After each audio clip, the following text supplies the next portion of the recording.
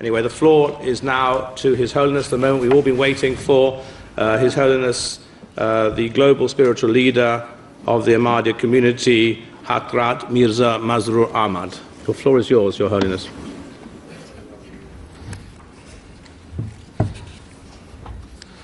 Bismillahirrahmanirrahim. In the name of Allah, the gracious, ever merciful. Assalamu alaikum wa rahmatullahi wa barakatuhu. All distinguished guests, peace and blessing of Allah be upon you all. First of all, I would like to thank the organizers of this event who have given me the opportunity to speak all of you here at the European Parliament. I would like also to thank all of the delegates representing different countries and other guests who have gone to great effort to come and attend this event. Those people who are well acquainted with the Ahmadiyya Muslim Jamaat or community, or even those who are less acquainted and who have contact with individual Ahmadis, will be fully aware that as a community, we constantly draw the attention of the world towards the establishment of peace and security. And certainly, we make full efforts within our resources towards achieving these goals. As the head of the Ahmadiyya Muslim Jamaat, I regularly speak about such matters whenever the opportunity arises. The fact that I speak about the need for peace and mutual love is not because of any new teaching brought by the Ahmadiyya community. Whilst it is certainly true that to bring peace and reconciliation was one of the major objectives of the advent of the founder of the Ahmadiyya Muslim community. However, the reality is that all of our acts are due to the teachings that were revealed to the founder of Islam, the Holy Prophet Muhammad, peace and blessing of Allah be upon him. In the 1400 years following the time of the Holy Prophet, peace and blessing of Allah be upon him, the pure teachings he had brought had unfortunately been long forgotten by the majority of Muslims. And so, in order to rejuvenate the true Islam, Allah the Almighty sent the founder of the Ahmadiyya Muslim community, Hazrat Mirza Masroor Ahmad of Qadian. I would request, and it is also according to the prophecy of the Holy Prophet of Islam, Sallallahu Alaihi Wasallam, I would request all of you to keep this point in mind when I come to speak about Islam's teachings in relation to the development of peace and harmony in the world. I should also mention that there are multiple aspects of peace and security. As every individual facet is important in its own right, at the same time, this way each aspect interlinks is also extremely important.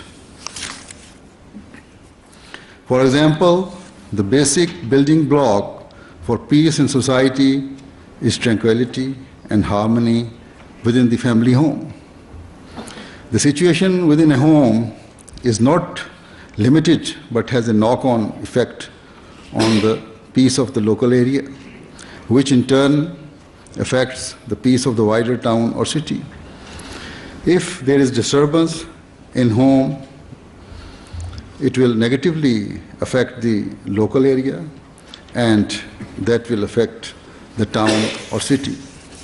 In the same way, the state of town or city affects the peace of the entire country, and ultimately the state of a nation affects the peace and harmony of the region or the entire world.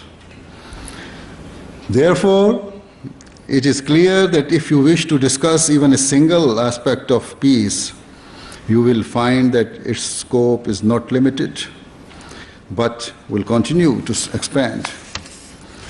In a similar way, we find that where there is lack of peace, different methods are required to solve the issue. Based on the underlying problem that exists and upon the particular aspects of peace and security that have been violated. When we bear this in mind, it is obvious that to fully discuss and address these issues in detail requires much more time than is currently available. Nevertheless, I will try to cover at least some aspects of Islam's true teachings. In the modern world, we find that many objections are raised against Islam, and much of the blame for the disorder and strife in the world is attributed to the religion. Such allegations are made even though the very meanings of the word Islam are peace and security. Furthermore, Islam is that religion which has given specific guidance on how to establish peace and has laid down certain rules to achieve this. Before I go on to present to you a picture of Islam's true and peaceful teachings, I would like to briefly discuss the current state of the world. I am sure you will be well versed in these matters already, but I will raise them so that you are able to keep them in view when I come to discuss Islam's teachings about peace and harmony. We are all aware that and accept that today's world has become like a global village. We are all connected through various means, whether it be through the modern modes of transport, whether it be through the media and internet or through various other means. Now, all of these factors have resulted in the nations of the world becoming closer together than ever before. We find that in major countries, people of all races, religions, and nationalities have settled and are living together. Indeed, in many countries, there is a significant population of foreign immigrants. The immigrants have become so well embedded that it would be extremely difficult or even impossible for governments or the local people to remove them now. Although attempts have been made to curtail immigration and certain restrictions have been implemented, yet there are still various means through which a citizen of one nation is able to enter another country. Indeed, leaving aside illegal immigration, we find that certain international laws exist that assist those who are forced to migrate for certain genuine reasons. We also find that as a result of mass immigration, restlessness and anxiety is spreading in certain countries. The responsibility for this lies with both parties, both the immigrants and the local people. On the one hand, some immigrants provoke the locals by refusing to integrate to any degree, whilst on the other hand, some of the locals are displaying a lack of tolerance and open-heartedness. From time to time, the hatred boils over to a very dangerous extent. In particular, hatred or enmity on the part of the locals in Western countries is often manifested towards Islam in reaction to the negative behavior of certain Muslims, especially immigrants. The anger and reaction is not just on a small scale, but can and does reach extreme heights, which is why Western leaders speak about those problems. Therefore, we find that on occasion, the German Chancellor speaks about Muslims being a part of Germany. We find that the Prime Minister of the United Kingdom speaks of the need for Muslims to integrate, and the leaders of some countries have gone as far as to give warning to the Muslims. The internal state of conflicts, if not worsening, at least has become of some concern. These matters might heat up and may lead to the destruction of peace. There should be no doubt that the effect of such conflicts will not be limited to the West, but will impact the entire world, especially the Muslim countries. It will cause the relationship between the Western and Eastern world to severely deteriorate. Therefore, to improve the situation and for peace to develop requires all parties to work together. Governments need to make policies that establish and protect mutual respect, through which hurting the sentiments of others or causing them any type of harm should be outlawed. With regard to the immigrants, they must enter with the willingness to integrate with the local people, whilst the locals should be ready to open their hearts and display tolerance.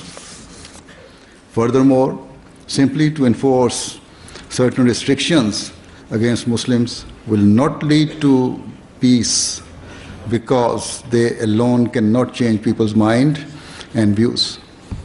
This is not specific to Muslims, but whenever any person is forcibly suppressed due to his religion or belief, it will lead to a negative reaction through which peace will be severely harmed.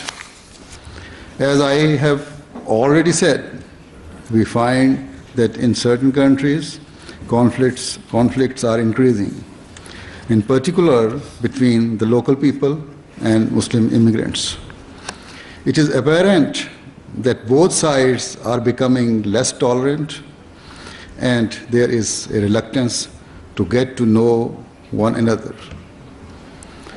The European leadership needs to accept that this is the reality and understand it has a responsibility to establish mutual religious respect and tolerance. This is essential so that within every European country and between European and Muslim countries, an atmosphere of goodwill develops, so that the peace of the world is not shattered. I believe that the cause of such conflicts and deviance is not only religion or beliefs, and it is not merely a question of differences between Western and Muslim nations.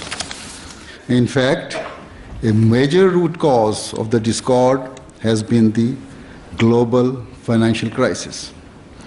When there was no recession or credit crunch, nobody ever bothered about the influx of immigrants. Muslims or non-Muslims or Africans. But the situation is now different, and that has caused all this thing. It has even affected the mutual relationships of European countries, and so anger and resentment between the people of certain European nations and the people of other European countries is increasing daily. This state of despair is visible everywhere.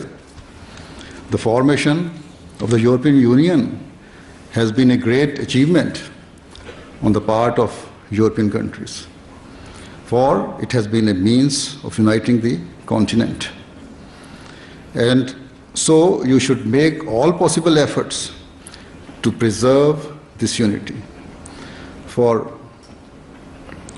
by honoring each other's rights. The fears and worries held by members of the general public must be removed. To protect each other's society, you should be willing to accept fair and just demands of one another. And of course, there should be fair and just demands by the people of each and every country. Remember that the strength of Europe lies in its remaining united and together as one. Such unity will not only benefit you here in Europe, but at its global level will be the means for this continent to maintain its strength and influence. In fact, speaking from an Islamic perspective, we should strive for the entire world to unite together. In terms of currency, the world should be united. In terms of free business and trade, the world should be united. And in terms of freedom of movement and immigration, cohesive and practical policies should be developed so that the world can become united. In essence, countries should seek to cooperate with one another so that division is replaced by unity. If these measures are taken, then it will soon become apparent that the existing conflicts will end and be replaced by peace and mutual respect, provided true justice is practiced and each country realizes its responsibility. It is with great regret that I must say that even although it is an Islamic teaching, the Islamic countries have been unable to unite amongst themselves. If they were able to cooperate and unite, then the Islamic countries would not need to constantly seek Western aid and help in order to alleviate their internal troubles and needs. With these words, I shall now come to speak about true Islamic teachings in relation to the establishment of long-lasting peace in the world. First of all, a fundamental and basic teaching of Islam is that a true Muslim is a person from whose tongue and hand all other peaceful people are safe. This is the definition of a Muslim given by the Holy Prophet Muhammad sallallahu alaihi wasallam. Perhaps some may think that this definition means, so I'll read this thing. After hearing this basic and beautiful principle, can any allegation or complaint be leveled against Islam? Certainly not. Islam teaches that only those who use their tongues and hands to spread injustice and hatred deserve to be punished.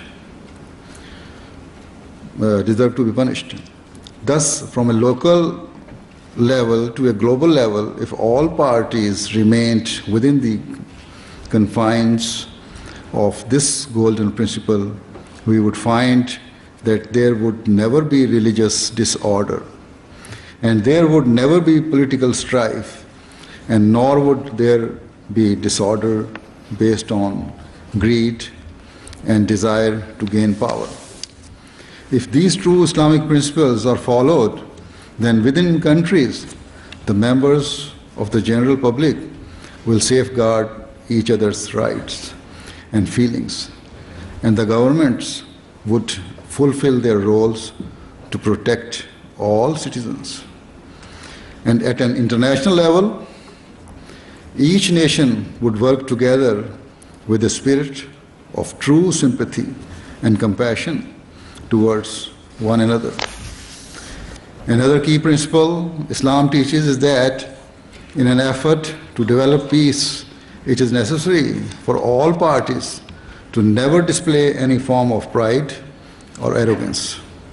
This was perfectly illustrated by the Holy Prophet, peace and blessing of Allah be upon him, when he famously said, a black person is not superior to a white person, and nor is a white person superior to a black person.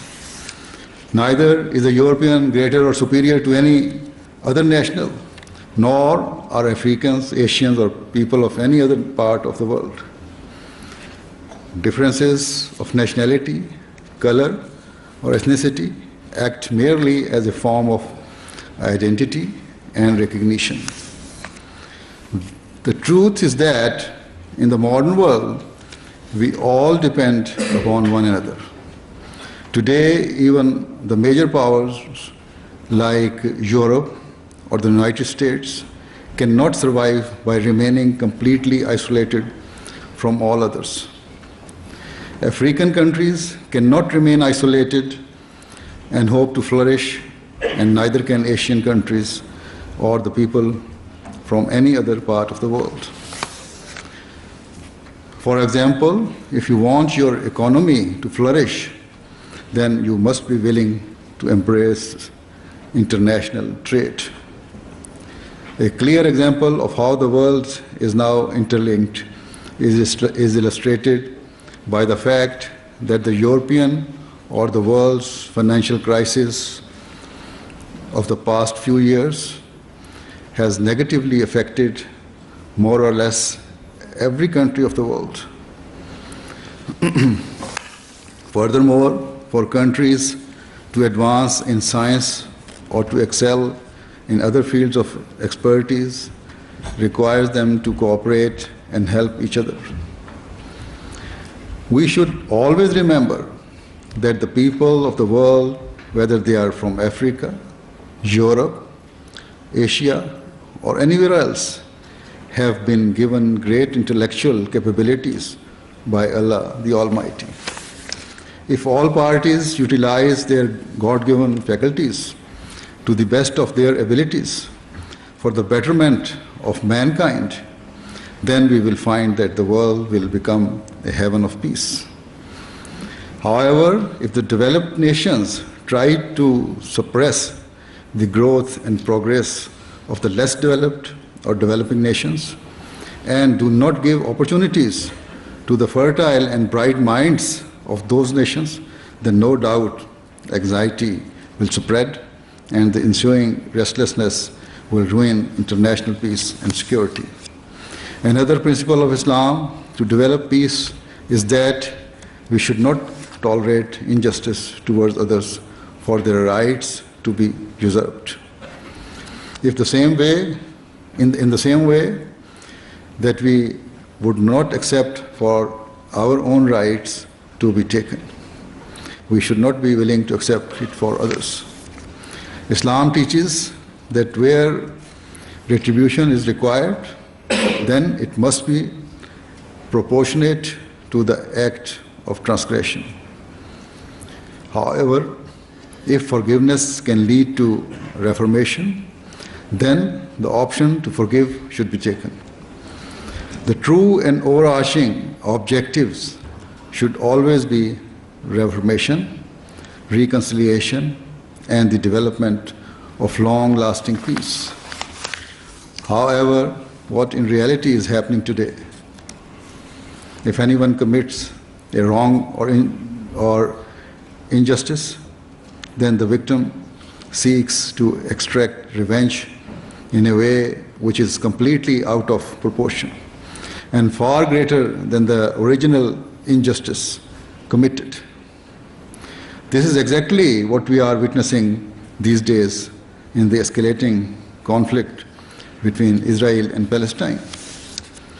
The major powers have openly expressed their outrage and concern at the situation in Syria and Libya or Egypt, even though it can be argued that they were in essence internal matters, yet they do not seem to be concerned about the Palestinian people.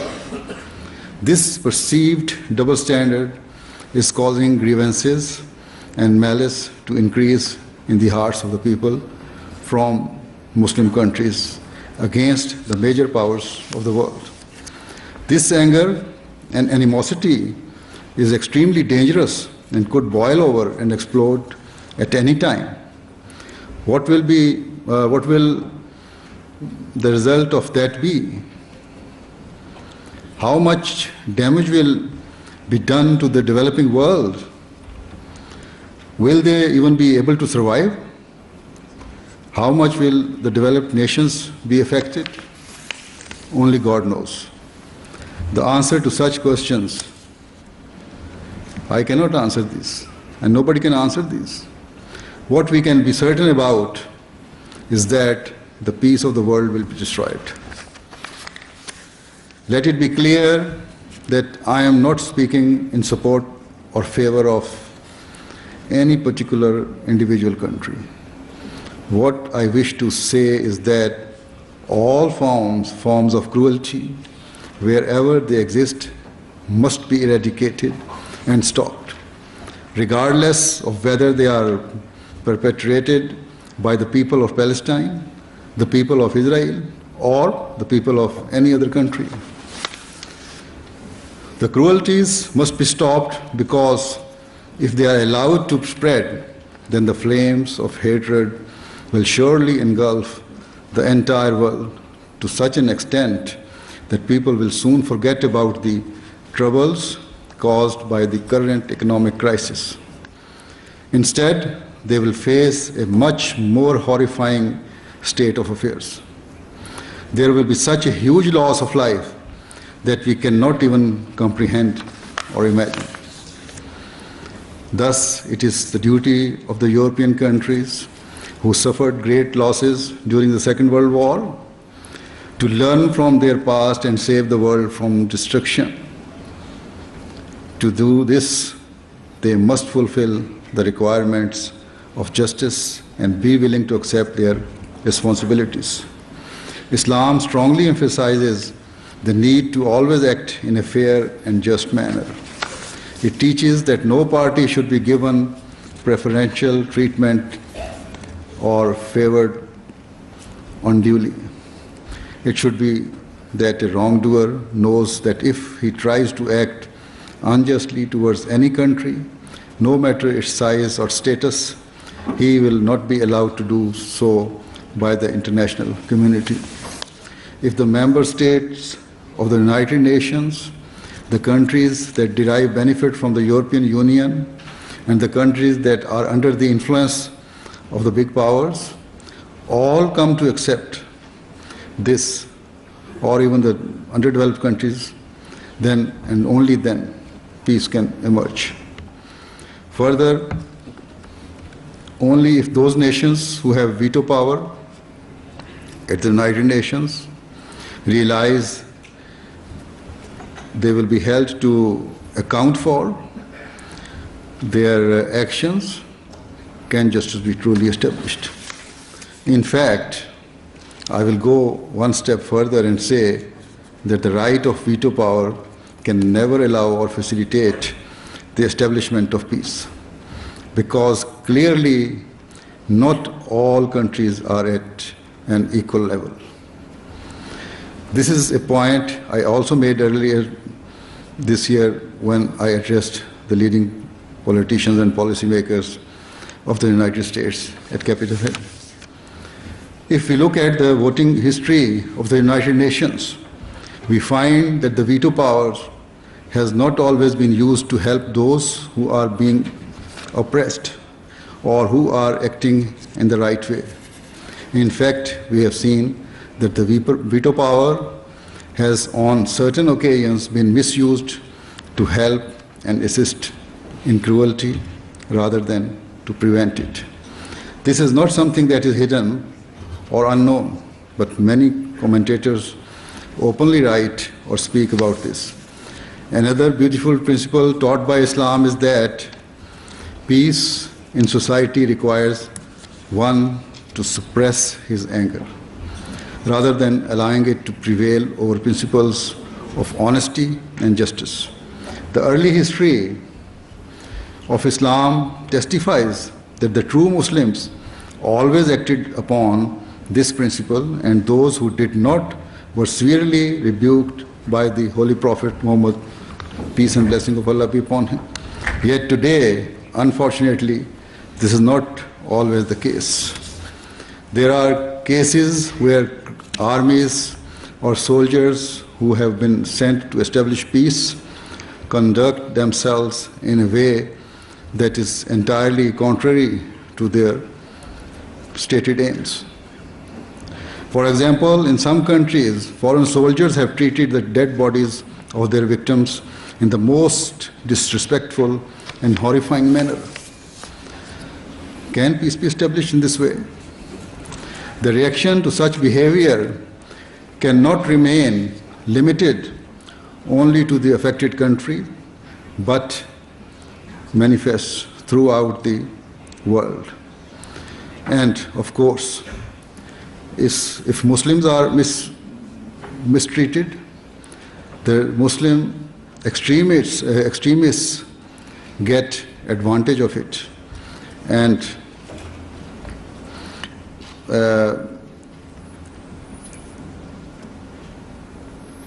the peace of the world is shattered, although it is contrary to the teachings of Islam. Islam teaches that peace can only be established by helping both the oppressed and oppressor in a manner that is completely impartial, free from vested interests, and devoid of all enmity. Peace is made by giving all parties an equal platform and playing field.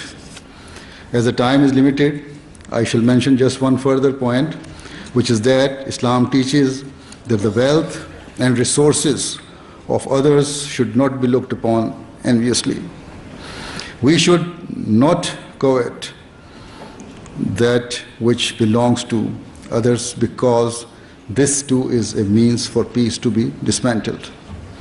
If wealthy countries try to extract and utilize the wealth and resources of less developed nations to fulfill their own needs, then naturally restlessness will spread. Where appropriate, the developed nations can take a small and fair amount in return for their services, whilst the majority of these resources should be utilized to help the underdeveloped countries raise their standards of living. They should be allowed to prosper, and should be helped in their efforts to reach the same levels as the developed world, because then and only then can peace be established. If the leadership of those countries is not honest, then the Western nations or the developed nations should themselves monitor and organize the development of the country by giving them the aid. There are numerous other points I could cover, but due to a lack of time, I shall restrict myself to the few that I have mentioned. Certainly, whatever I have explained represents the true teachings of Islam. There is one question that may arise in your hearts, and so let me address it in advance. You may say that if these are the true teachings of Islam, then why do we see such deviance and disorder in the Muslim world? This I have answered earlier by mentioning the need for the advent of a reformer, which we believe was the founder of the Ahmadiyya community. We, the Ahmadiyya Muslim Jamaat, always endeavor to convey these true teachings to as wide an audience as we can. I would request all of you to also make efforts to raise awareness within your own circles of influence about these issues so that long-lasting peace can be developed in all parts of the world. If we fail in this task, then no part of the world will remain safe from the horrifying and destructive effects of war. I pray that may Allah the Almighty enable the people of the world to rise above their personal interests and desire in an effort to save the world from the coming destruction. It is the developed nations of the West that hold the greatest amount of power in today's world, and so it is your duty above others to pay urgent attention to these matters of crucial importance. At the end, I would like to once again thank all of you for taking the time to come and listen to what I have said. May Allah bless you. Thank you very much.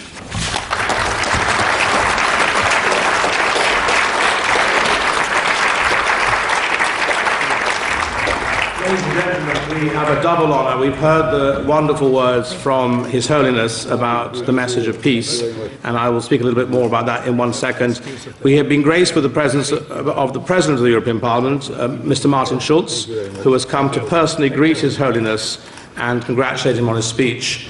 He can't stay, unfortunately, due to time pressures on his agenda, but he wants to just literally be here to personally greet His Holiness and thank him for all he's done for the cause of peace on our continent and globally.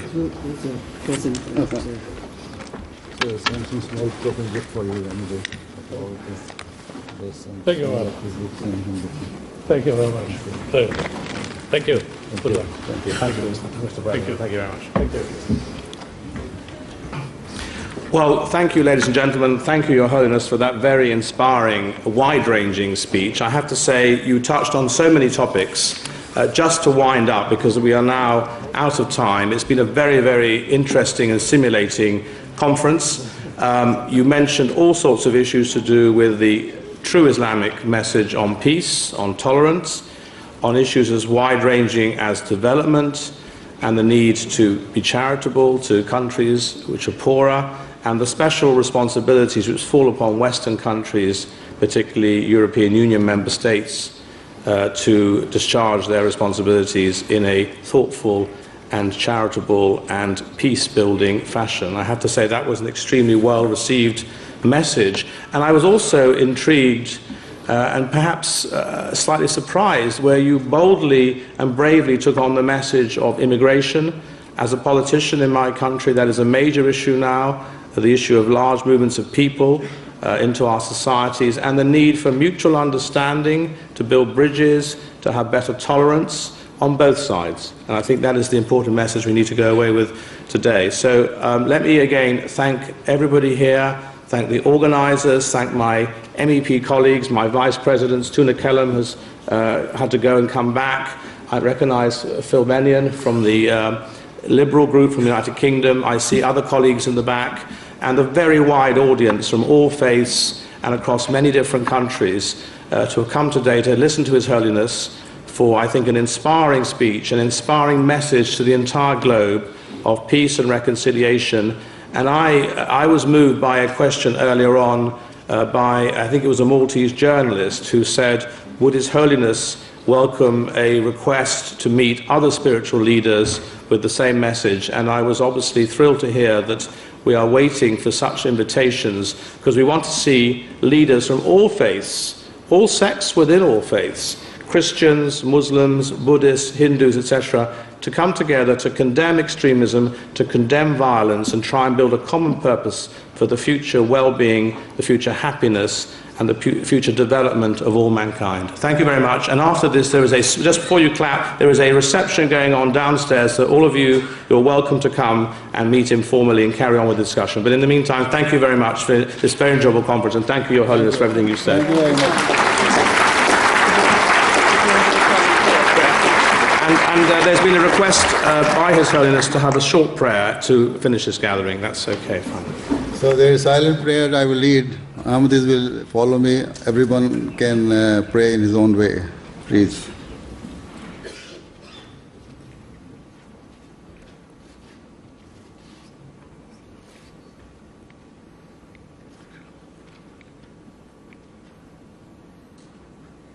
Ameen.